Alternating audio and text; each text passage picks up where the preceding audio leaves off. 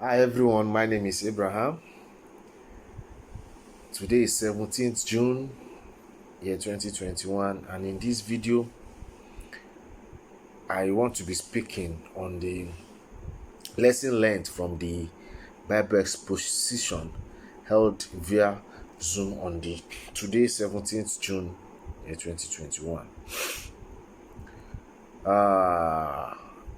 In the exposition, two vital questions were asked, and Broila gave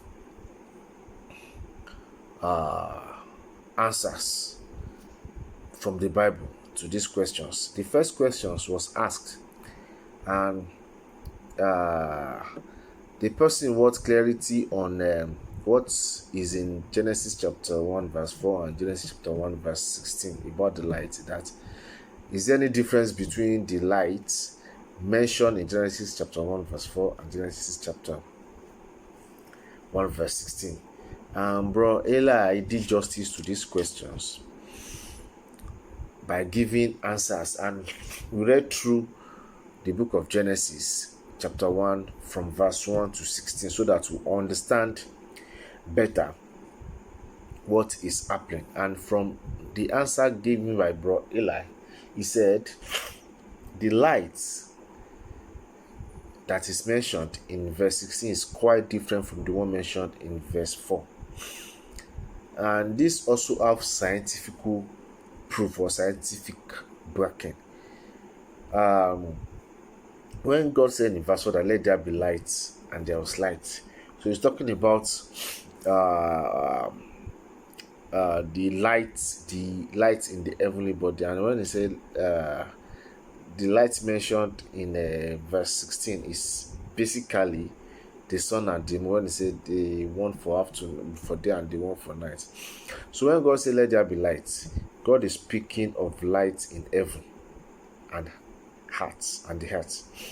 So at the beginning, the earth was a globe of water, as explained by Bro Eli. The earth was a globe of water, just like Saturn, which is a globe of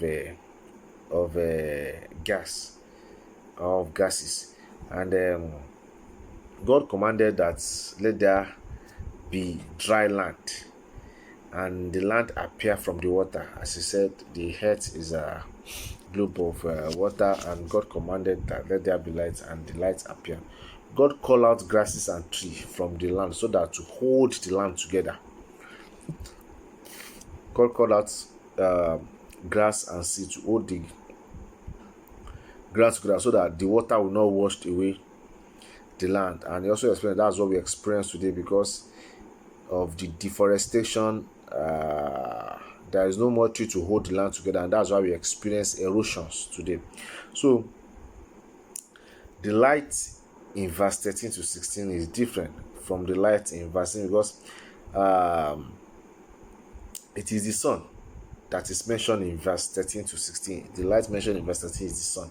So the sun and the moon were made before the stars. The suns and the moon were not made before the stars.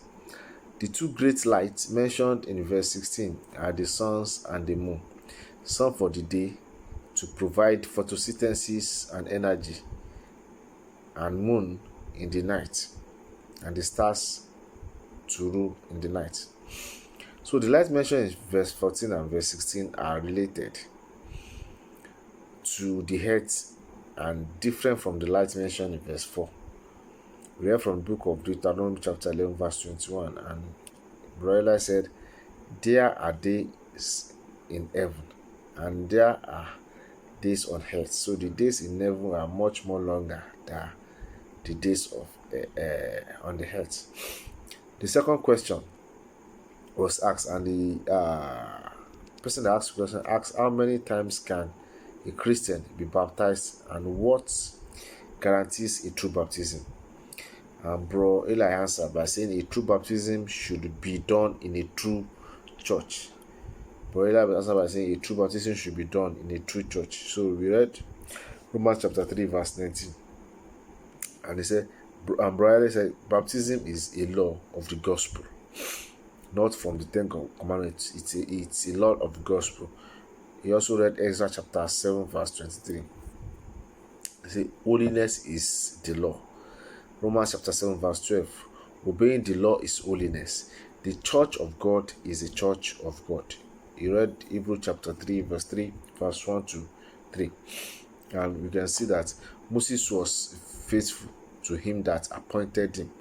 Jesus Christ was also faithful to him that appointed him. And it was said that Jesus Christ was counted more worthy than Moses. We read Hebrews chapter 3, verse 6 and Hebrews chapter 10, verse 21. So, and brother also said, and it was also said that Christ is the high priest over the house of God. Ephesians chapter 4, verse 4.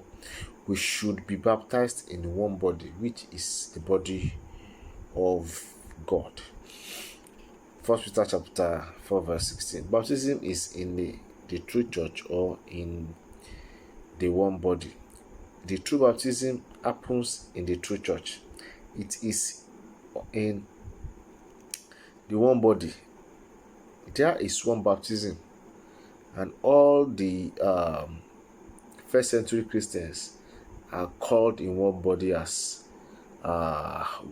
one church. So to be sure your baptism is true, you must be baptized to where God commanded.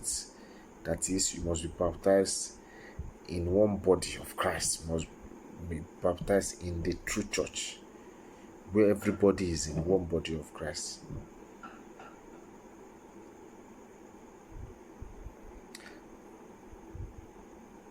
It was a great program, and the program was an eye-opener. It was really interesting, and I'm already looking forward to the next Bible exposition. Till I come your way next time, I'm Father Faith. Thank you.